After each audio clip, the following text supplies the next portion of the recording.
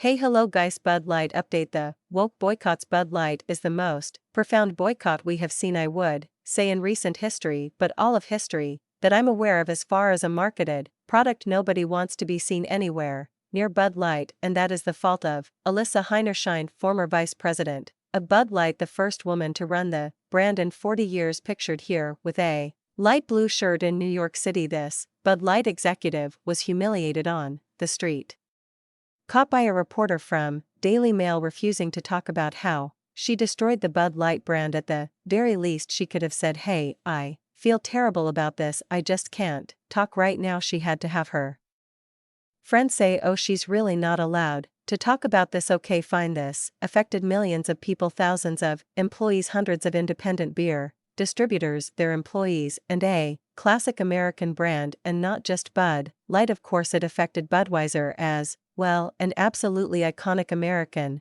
brand that we need to keep in American culture. Let's get into the story. Before we do, please be sure you are subscribed to the channel, click the bell for notifications, give me a thumbs up. I'm trying to give the channel to 15,000 subscribers, so if you can subscribe, please do subscribe. Thank you very much for that. From the Daily Mail, Bud Light marketing vice president who lost her job over $26 billion with the Dylan Mulvaney mistake is tight-lipped outside her $8 million Central Park home as her friend says she can't talk about it. Bud Light's marketing executive can't talk about the controversial decision to use transgender influencer Dylan Mulvaney in an advertisement for the brand. Vice President Alicia Heinerscheid took a leave of absence earlier this year following the controversy around the brewing giant's decision to use Mulvaney for the March Madness campaign. Heinerscheid and her boss Daniel Blake also stepped out, and that's fine. You know, stepping down is the right thing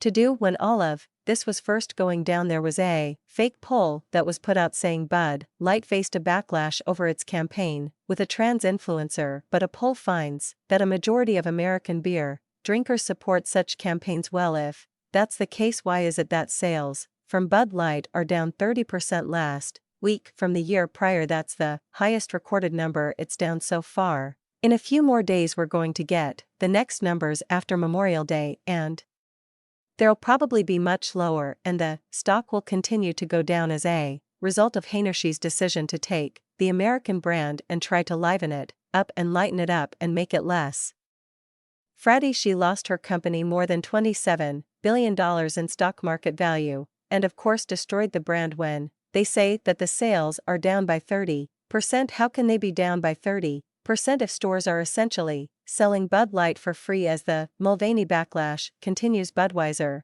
products are being offered for free after a 15% rebate from Anheuser-Busch. In some cases the beer actually costs less than not buying it at all, because the cost of the beer is like $12.99 and they'll give you a 15% rebate. Of course, they're not making any money doing that. They're just trying to keep the machine going and trying to keep market interest, because when you have beer and it literally just sits on the shelf like this, we have several videos like this. People are at a concert event and you see Bud Light sitting in the coolers. No one's reaching for the Bud Light, they're not knocking it over, they're not angry about it, they just look at it as poison. They don't want it, they won't touch it. And of course it's not just this video. This is a supermarket video. Some brands are selling and some brands are obviously not selling. Of course this is just one supermarket, but these videos are all over the internet. I could do videos like this every day. She destroyed this brand and she won't even apologize about it. The Budweiser BR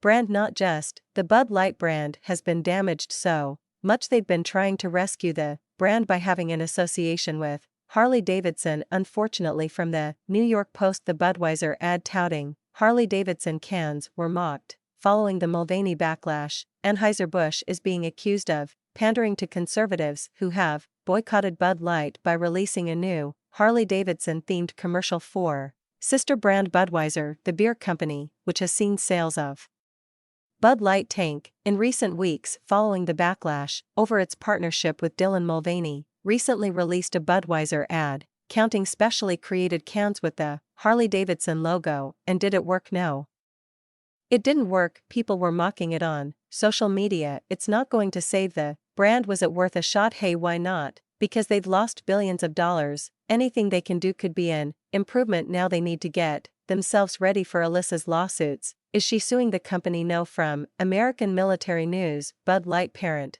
may face lawsuits for allegedly tanking shareholder value with transgender partnership. America First Legal is an independent legal organization, and they are looking for anyone who wants to complain about money that they lost on this Bud Light promotion, as the stock has been destroyed to get together a class action lawsuit. Is that lawsuit going to happen? They just need to get enough people together that say sure, go ahead and sue them, and then they're off to the races. It would be great to see some accountability for all the damage that this person caused. I don't think she did it intentionally, but she did do it, and she needs to take responsibility for it, and it's not just about her finding peace with it. She has to apologize. This happens in business, and the independent distributors and the independent distributors who depended on Bud Light and Anheuser-Busch to protect their interests. These are guys, they don't control what beer gets made, they just have deals to distribute the beer. They invest tons of money, tons of time, tons of their own resources to sell the beer for the company, but obviously if the marketing is all screwed up, they can't sell the beer. From ABC News, the biggest losers in all this from the Bud Light boycott are the Hammer. Hundreds of independent distributors. The independent distributors are stuck dealing with customer complaints, angry people yelling at their sales reps in the streets. People are throwing shopping carts into them. It's not funny, but I mean it's just a completely ridiculous situation, because someone decided they need to make the beer more woke. They didn't like their Middle American core brand.